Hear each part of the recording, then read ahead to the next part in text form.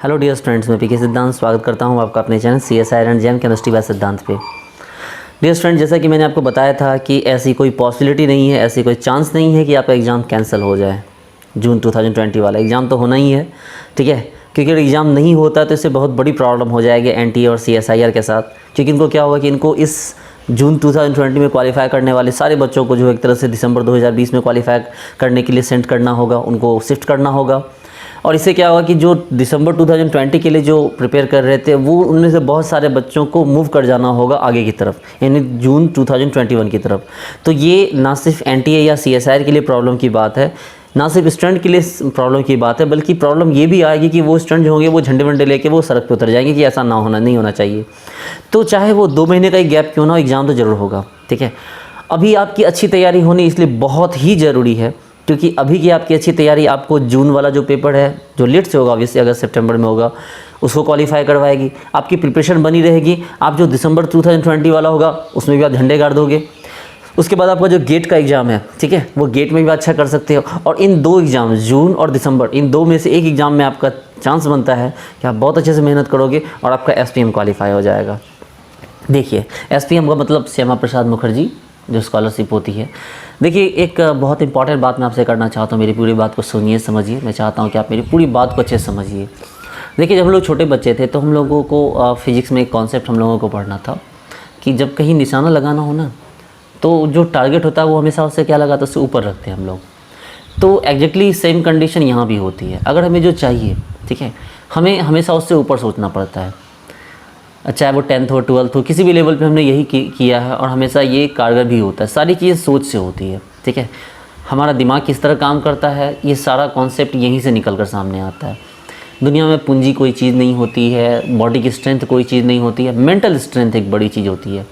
ये mental strength वो चीज़ होती है कि एक बस कंडक्टर, एक कूली जो होता है वो IAS ऑफिसर बन जाता है, और एक IAS ऑफिसर का जो बच्चा होता है वो चपरासी की भी जॉब नहीं ले पाता। तो ये सारा खेल मेंटल स्ट्रेंथ का है। आप इसको अंडरस्टिमेट कर रहे हैं तो ये आपकी बहुत बड़ी गलती है। आप अपने दिमाग के स्ट्रेंथ को अगर आप इग्नोर कर रहे हैं तो ये बहुत बड़ी मिस्टेक है। अगर आप में से जो भी बच्चे सक्सेसफुल हुए होंगे, आपने ये चीज़ नोटिस की होगी कि सिर्फ़ और सिर्फ आपका दिमाग, आपका जुनून, आपकी लगन, ये चीज़ें आपको आगे बढ़ाया आज तक। आपके माँ बाप के दिए हुए पैसे आपके ज़्यादा काम नहीं आए। वो ठीक है, वो स्टडी में खर्च हुए हों, लेकिन माँ बाप के दिए हुए पैसे या कहीं तुक्के से लगे हुए पैसे किसी काम नहीं आते। काम अगर एक ही चीज़ आती है, वो हमारा दिमाग है, जो लॉन्ग टाइम हमारे काम आता है। अब यहाँ पर हमारा सवाल ये है कि भाई कैसे पढ़ाई किया जाए, ठीक है।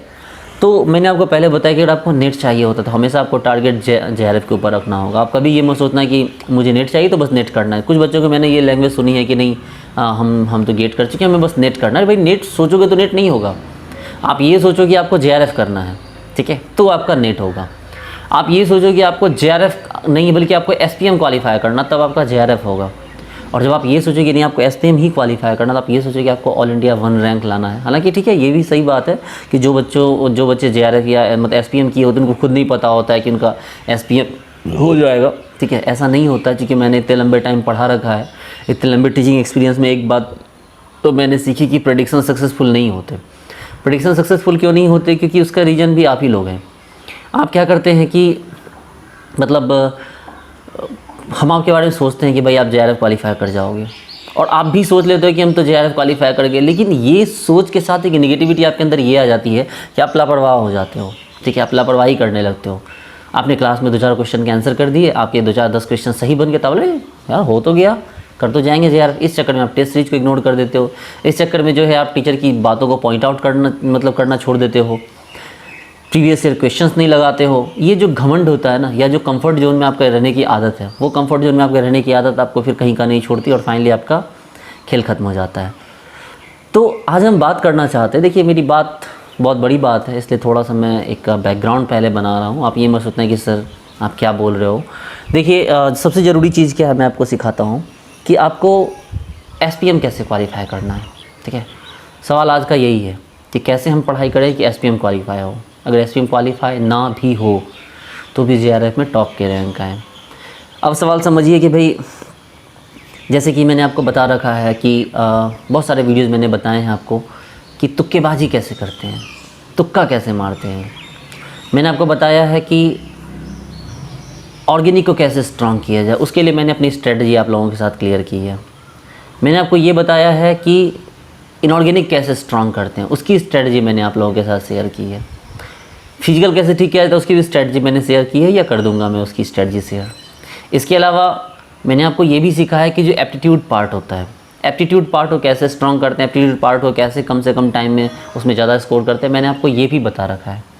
ठीक है, मैंने आपको सारी बातें बता रखी है। आप बस क्या करो कि एक CSIR एंड जैम इन्फॉर्मेशन करके मेरा प्लेलिस्ट है, आप उस पर जाओ और उस पर आप जाके देखो तो आपको ये सारे इन्फॉर्मेशन वाले इन्फॉर्मेटिव वीडियो आपको सारे वहाँ पर मिल जाएंगे।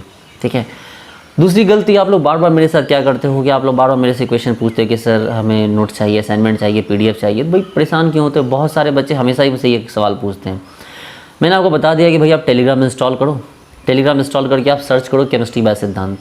जब टेलीग्राम इंस्टॉल करोगे उस ग्रुप में सर्च करोगे केमिस्ट्री बाय सिद्धांत, तो आपको मेरा ग्रुप मिल जाएगा। आप उस ग्रुप को ज्वाइन कर लो। ठीक है, ज्वाइन करने के बाद ऊपर में जो क्या होता है ना कि उसमें लोगो पे टच करो। लोगो पे टच करोगे तो वो लोगो पूरा खुल के नीचे आ जाएगा। उसके नीचे में देखना इमेज आएगा, फाइल आएगा, लिंक आएगा, ये सब आएगा।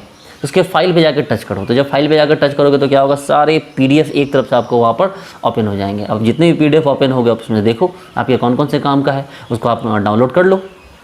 ठीक है, लेकिन बार बार आप लोग मेरे से पूछते हो कि सर क्या करें क्या नहीं करें। चलिए अब मैं मुद्दे की बात पे आता हूँ, जिस बात के लिए मैं आज का वीडियो बना रहा हूँ।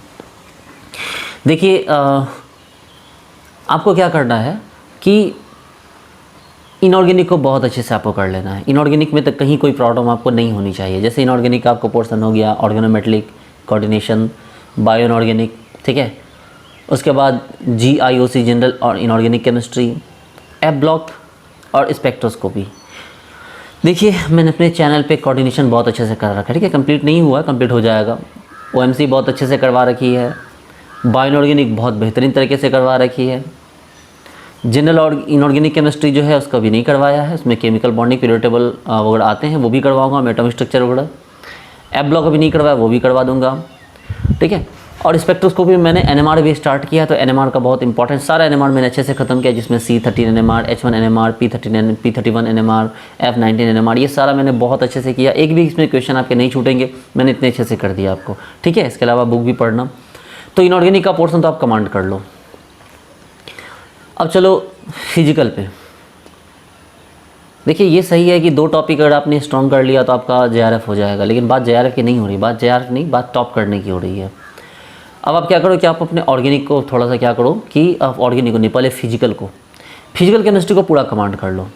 फिजिकल केमिस्ट्री को कमांड करना बहुत आसान है, और फिजिकल केमिस्ट्री से जो क्वेश्चन पूछे जाते हैं उन क्वेश्चंस के जो सही होने की प्रोबेबिलिटी है वो अच्छी खासी है। मतलब सीधी सी बात, अगर फिजिकल केमिस्ट्री अगर न्यूमेरिकल आपके सही होंगे तो यस आएगा आंसर, नहीं होंगे तो नहीं आएगा। तो आपके पास तुक्का मारने का ऑप्शन ही नहीं रहेगा। सही आएगा तो आएगा, नहीं आएगा तो नहीं आएगा, जो कि ज़्यादातर न्यूमेरिकल्स होते हैं। तो उन पर आप कमांड करो। हो सकता है कमांड करने में आपको 6 महीने का टाइम लग जाए, बट कोई बात नहीं। JRF भी तो होल टाइम लाइफ के लिए होता है ना। JRF नेट ये तो आप पूरी ज़िंदगी के लिए आपके नाम के साथ जुड़ जाएगा। कल आप प्रोफेसर बनोगे तो आप पूरी ज़िंदगी के लिए बनोगे। तो 6 महीने आप इसको टाइम देकर इसको स्ट्रॉन्ग कर लो। अब क्या हुआ कि आपका इनऑर्गेनिक बहुत अच्छा हो गया, फिजिकल बहुत अच्छा हो गया। इससे क्वेश्चन आपके नहीं छूट रहे हैं। ठीक है, फिजिकल में आपको क्वांटम हो गया, स्टैट्स हो गया, इलेक्ट्रोकाइनेटिक्स, उसके बाद आपको थर्मो हो गया, ग्रुप थ्योरी हो गया। ये सब आप अच्छे से कमांड कर लोगे तो आपका फिजिकल ऑलमोस्ट हो जाएगा। अगर मॉलिक्यूलर स्पेक्ट्रोस्कोपी वगैरह नहीं भी आपको बन रहा है, नहीं समझ में आ रहा तो कोई बात नहीं है, वो उसको छोड़ भी सकते हो, क्विट कर सकते हो। अब आप बात करते हैं ऑर्गेनिक की। देखिए ऑर्गेनिक की बात अगर करें तो 2 तरह के स्टूडेंट हैं। ठीक है, यूट्यूब पे एक यूट्यूब की बात कर रहा हूँ, एक 2 तरह के स्टूडेंट है। एक वो स्टूडेंट है जो ऑर्गेनिक कहीं और पढ़ते हैं, और एक स्टूडेंट जो ऑर्गेनिक मेरे से पढ़ते हैं। ठीक है, सॉरी मतलब ऐसा मत सोचिएगा कि मुझे अपने आप पे घमंड है। ठीक है, मैं अपनी बात को रख रहा हूँ तो मैं भगवान से मांगता हूँ कि मेरे से कभी घमंड ना हो। तो मतलब 2 तरह के स्टूडेंट है, एक जो ऑर्गेनिक अलग तरीके से पढ़, एक जो ऑर्गेनिक जो मैंने पढ़ाया है। देखिए मैंने जो ऑर्गेनिक पढ़ाया है उसमें क्या किया मैंने क्वेश्चन अप्रोचिंग का वे बताया है। बहुत सारे टीचर्स ऑर्गेनिक पढ़ाते हैं, नो डाउट बहुत अच्छा खासा नॉलेज देते हैं, मुझसे भी अच्छा पढ़ाते होंगे ऑर्गेनिक के टीचर। हालांकि मुझे अपने आप पे कॉन्फिडेंस है, मैं दूसरे की बात नहीं करता। तो किसी टीचर ने बहुत अच्छे से ऑर्गेनिक पढ़ाया है, ऑर्गेनिक में कुछ भी नहीं छोड़ा, बहुत अच्छे से पढ़ाया है। लेकिन ऑर्गेनिक में मैटर ये नहीं करता कि आपने ऑर्गेनिक कितने अच्छे से पढ़ा है। ठीक है, ऑर्गेनिक में मैटर ये करता है कि आपका क्वेश्चन अप्रोचिंग जो सिस्टम है, जो क्वेश्चन अप्रोच का जो तरीका है वो कितना बेहतर है। और मेरा जो प्राइम फोकस होता है वो हमेशा इसी बात के ऊपर होता है कि क्वेश्चन का जो अप्रोच लेने का तरीका है वो कैसा होना चाहिए। मेरा पूरा का पूरा फोकस इस बात पे होता है कि क्वेश्चन को अप्रोच कैसे करना है। तो आपने ऑर्गेनिक आपको जो है इस वे से करना है कि आपको क्वेश्चन अप्रोचिंग का वे आ जाए, जो मैंने बता रखा है। आप जाके मेरे लगभग मैंने stereo, name reaction, reagent, hybridization, reaction mechanism के थोड़े बहुत अनसैचुरेशन फैक्टर वगैरह वीडियो बना रखे हैं। ये इतने वीडियो हैं कि आपको ऑर्गेनिक को स्टार्ट कर दोगे तो बहुत अच्छे से आपको ऑर्गेनिक कमांड होनी स्टार्ट हो जाएगी। मैंने ये नहीं बोला कि मैंने ऑर्गेनिक का भी सिलेबस कंप्लीट किया है, क्योंकि मेरा चैनल खुद अभी 4 ही महीने पुराना है। मेरा चैनल कोई 2-4 मतलब साल पुराना है नहीं कि सारे कंटेंट इस पर अवेलेबल हो, ठीक है। लेकिन ऑर्गेनिक मेरे पास जितनी भी है वो इतनी ऑर्गेनिक तो काफ़ी है कि आपको ऑर्गेनिक में इंटरेस्ट डेवलप करके आपको ऑर्गेनिक पे कमांड होना स्टार्ट हो जाएगा, ठीक है, और अच्छा खासा कमांड होना आपका स्टार्ट हो जाएगा। तो बच्चे अब देखो यहाँ पर कि आपको ऑर्गेनिक पे इस तरह कमांड कर लेने, नेम रिएक्शन, रिएजेंट, उसके बाद पेरीसाइक्लिक हो गया, फोटोकेमिस्ट्री हो गया। बायोमोलिक्यूल छोड़ भी दोगे तो कोई फ़र्क नहीं पड़ता है, वो थोड़ा सा रटने वाले क्वेश्चन होते हैं, लेकिन पेरीसाइक्लिक और फोटोकेमिस्ट्री मत छोड़ना। और नेम रिएक्शन, रिएजेंट प्लस जो है आपको स्टीरियो कर लेना। चाहे आप कुछ भी देखो, हमारी स्ट्रेंथ हमें खुद भी नहीं पता होती। अगर हमें ये लगता है कि भाई ऑर्गेनिक नहीं होगा तो ये गलत बात है। मैं बता रहा हूँ ना, अगर ऑर्गेनिक होगी आपसे, आपको ऑर्गेनिक को बस क्वेश्चन को प्रैक्टिस करने का तरीका आप पता होना चाहिए, जो मैं आपको सिखा रहा हूँ। अब देखो क्या होगा कि आपको इनऑर्गेनिक से लगभग 50-55 मार्क्स आपको मज़े से आ जाएंगे। फिजिकल हुआ, फिजिकल भी 50 मार्क्स आपको वहाँ से ले आओगे। और ऑर्गेनिक को अगर ऑर्गेनिक ख़राब भी है, अगर आप ऑर्गेनिक स्पेशलाइज नहीं भी है, ठीक है, हालांकि ऑर्गेनिक स्पेशलाइज हो या ना हो, फिजिकल ज़रूर पढ़ो। अब होल सब्जेक्ट कवर करना है, ठीक है, अच्छा करना तो होल सब्जेक्ट आपको कवर करना होगा। तो इनऑर्गेनिक से 50-55, फिजिकल से 50 के आसपास। और जो ऑर्गेनिक होगा, ऑर्गेनिक आपने अच्छी नहीं भी पढ़ी, अगर आपको अच्छे से नहीं भी आती, ठीक ठाक भी आती, लेकिन फिर भी मैं गारंटी देता हूँ कि मैं जिस वे में ऑर्गेनिक पढ़ाता हूँ वहाँ से आपको 40 मार्क्स के आसपास तो ऑर्गेनिक में आ ही जाएंगे। और 10-15 मार्क्स एप्टीट्यूड से उठा लेना आप, हो गया।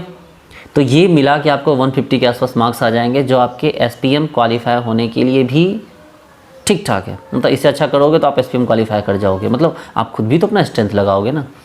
लेकिन आपको JRF बिल्कुल टॉप लल्लन टॉप रैंक के साथ होगा, इस बात की गारंटी मैं आपको दे सकता हूँ इस मार्क्स के साथ, ठीक है। और आपको प्रोबेबिलिटी भी है कि आपको इंटरव्यू के लिए कॉल आ जाए SPM से। हालांकि 150 से ज़्यादा मार्क्स आपको उसमें चाहिए, वो बहुत बड़ा इशू नहीं है। तो डियर स्टूडेंट्स, ये तो खैर हो गई कि आपको क्या तरीका फॉलो करना है। जो सबसे बड़ी बात है, जो आप लोग बार बार मिस करते हो, वो है टेस्ट, ठीक है, मॉक टेस्ट, रिवीजन टेस्ट। इन तरह के टेस्ट आपको रोज़ देने हैं। टाइमिंग 2 से 5 ही होनी चाहिए, ना इधर ना उधर। और जब भी आपको टेस्ट देना है तो बिल्कुल टेस्ट देने के लिए आप मेंटली प्रिपेयर होकर उस टाइप के फॉर्मल ड्रेस पहन के, अपने कमरे की हीट, AC, पंखे वगैरह को बंद करके आप तब जाके टेस्ट दो, ताकि एक प्रॉपर माहौल क्रिएट कर सको अपने घर पे ही टेस्ट का, ताकि आपको ये पता हो कि भाई कितनी यहाँ घर पे जो भी प्रॉब्लम हो रही है टेस्ट देने में, उससे कम ही प्रॉब्लम आपको एग्ज़ाम हॉल में होनी है। देखिए बच्चे लोग जब रेसर जो होते हैं, जो धावक होते हैं, उनकी जो ट्रेनिंग होती है, तो उनकी ट्रेनिंग के लिए आपको पता है क्या होता है, उनको पानी में दौड़ाया जाता है, ठीक है, घुटने तक के पानी में उनको दौड़ने के लिए कहा जाता है। उनके कमर में मोटा टायर बांध के तब उनको दौड़ाया जाता है। उनको रेत पे दौड़ाया जाता है, उनको खाली पैर दौड़ाया जाता है, उनको धूप में दौड़ाया जाता है। क्यों ऐसा किया जाता है? ताकि उनकी बॉडी का जो स्ट्रेंथ है वो काफ़ी ज़्यादा बढ़ जाए, उनकी जो इम्यूनिटी, उनका जो स्ट्रेंथ है इंटरनल, वो काफ़ी बढ़ जाए, ताकि एग्ज़ाम हॉल में, यानी जब ट्रैक पे जब वो उतरें तो कैसी भी सिचुएशन हो, उस सिचुएशन को वो फेस कर लें। आपको पता है आर्मी की जो ट्रेनिंग होती है वो कितनी खतरनाक होती है, क्यों इतनी खतरनाक ट्रेनिंग होती है? ताकि वो जो भी प्रॉब्लम फेस करें, जो वो आपको ड्यूटी के दौरान जो प्रॉब्लम फेस कर रहे हैं, उससे ज़्यादा प्रॉब्लम वाले सिचुएशन को वो फेस कर चुके हैं वो अपनी ट्रेनिंग पीरियड के दौरान, ताकि उस सिचुएशन में वो काम डाउन रहें, वो बिल्कुल नॉर्मल रहें। तो ये एक परफेक्ट स्ट्रेटजी होती है। तो डियर स्टूडेंट्स, मैं चाहता हूँ कि आप मेरी बात को अच्छी तरह समझें, मैं क्या बताना चाह रहा हूँ, और प्लीज़ मेरे चैनल को आप सपोर्ट भी कीजिए, क्योंकि जो है काफ़ी टाइम हो गया है, 4-4.5 महीने हो गए, लेकिन अभी तक 6000 सब्सक्राइब अभी तक काफ़ी कम सब्सक्राइबर ही हैं, ठीक है। ये सब्सक्राइबर बढ़ रहे हैं, ये मैटर नहीं करता है, लेकिन चूँकि अगर ये इंटरटेनमेंट चैनल होता तो जो काफ़ी ग्रोथ मिली होती, लेकिन आप खुद भी देख रहे हैं कि मैं काफ़ी हार्ड वर्क करता हूँ इस चैनल के पीछे।